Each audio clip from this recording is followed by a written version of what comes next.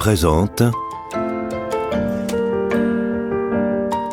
DGSE, la fabrique des agents secrets. De Jean-Christophe Notin, lu par Alexandre Donders.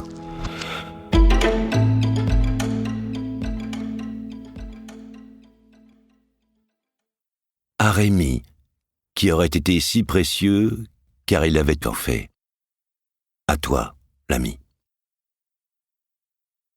Le plus grand secret de la DGSE. Septembre 2022. Un amphi de l'Est parisien. Pour y accéder, un austère escalier de béton, puis un couloir guère plus séduisant. Dans l'antichambre, des tables en procession proposent un sac de papier à chaque nouvel arrivant. Certains se présentent seuls, pas forcément à l'aise. D'autres font irruption en groupe, très détendus, sachant sans doute ce qui les attend. Tous s'enfournent dans l'amphi, où ceux qui bientôt seront leurs collègues de travail ont eu droit aux avant-premières de la série « Le Bureau des légendes ».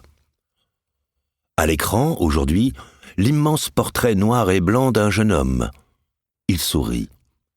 Peut-être à cause de ce qui se trame devant lui ?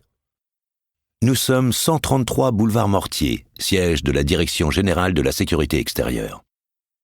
À 200 mètres de la porte des Lilas, le royaume supposé de la discrétion, de la mesure, du secret. Et voilà dans cette salle désormais conquise par un joyeux brouhaha, non pas 5, ni 10, mais 300 agents, dont les noms seront sous peu projetés en grands caractères dans ce qui aura toutes les allures d'un tableau d'honneur. La direction de l'administration, grande maîtresse de la cérémonie, aura-t-elle pris soin de modifier certains patronymes ? Pour satisfaire le mythe, gageons que oui. D'autant que lorsque l'assistance laisse traîner le regard vers le balcon, elle peut s'étonner d'être exceptionnellement observée par des porteurs de badges de couleur rouge, signe qu'ils ne sont pas des leurs, et qu'en plus, ils braquent sur eux des caméras de télévision. L'inquiétude reste néanmoins contenue.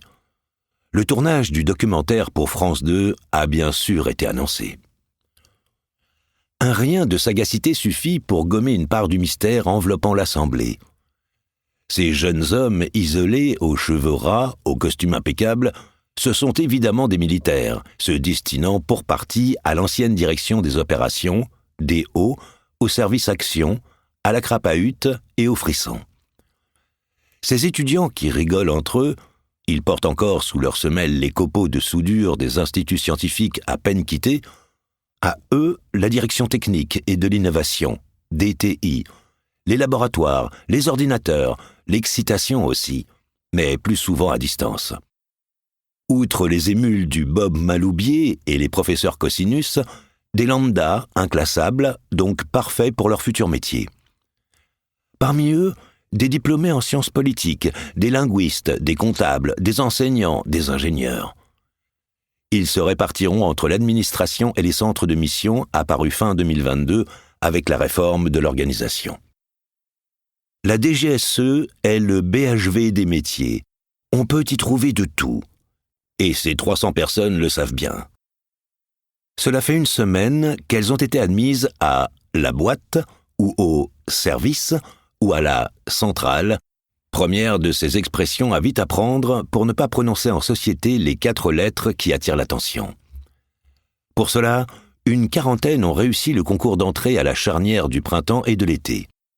D'autres, essentiellement pour la DTI, sont des contractuels. Enfin, les militaires ont décroché leur mutation, non sans réticence parfois de la part de leur hiérarchie.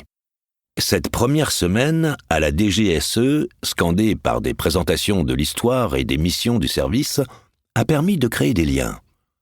Son nom, protégé par le secret défense, est une promesse d'aventure qui ne commenceront en vérité que dans quelques jours avec le stage terrain.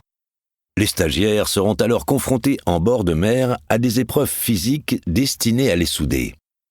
« Je ne veux pas plus de 1% de perte », lancera avec malice dans quelques minutes Lionel, directeur de l'administration. La salle finit de se remplir. Puisque les portables sont proscrits à l'intérieur de la DGSE, les plus matheux peuvent se distraire à vérifier que les femmes ne représentent pas plus du quart de l'assistance. Encore moins de minorités visibles.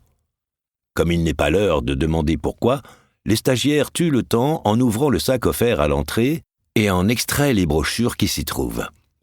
À en juger par leur mimique, manifestement, la guerre d'Indochine ne passionne pas les petits-enfants des commandos infiltrés chez les Hmong par le SDEC, désignant le service de documentation extérieure et de contre-espionnage, qui orna pourtant ses murs 40 ans durant, dont 10 sous la gouverne. Nous espérons que vous avez apprécié cet aperçu. Pour continuer à écouter ce livre audio sur Google Play Livres, utilisez le lien dans la description de la vidéo.